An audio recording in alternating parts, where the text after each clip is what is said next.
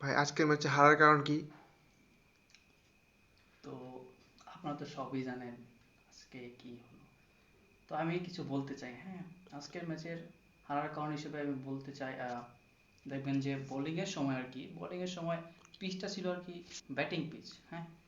আর যখন আমরা ব্যাটিং করতে গিয়েছিলাম তখন সেটা ছিল আর কি বোলিং পিচ, হ্যাঁ।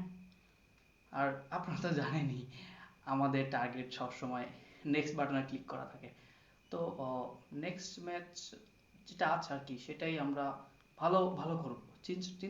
টেনশন করেন না আপনারা, আমাদের উপর আপনারা আশা রাখতে পারেন, 100% আশা রাখেন। আমরা অবশ্যই ভালো কিছু করবো এবং নেক্সট চ্যাম্পিয়ন ট্রফি আছে, ওয়ার্ল্ড কাপ আছে, অনেক কিছু আছে নেক্সটে, হ্যাঁ। তো আপনারা ভালো কিছু পাবেন, ঠিক আছে। ওকে। ভাই আমাদের সিনিয়র প্লেয়ারদের সম্পর্কে কিছু বলেন। ও, সিনিয়র প্লেয়ার মানে আমাদের রিয়াদ ভাইয়ের মুশি ভাই না? তো আপনারা জানেনই রিয়াদ ভাই মুশি ভাই 2 ম্যাচে অনেক বড় বড় ডাক মেরেছে।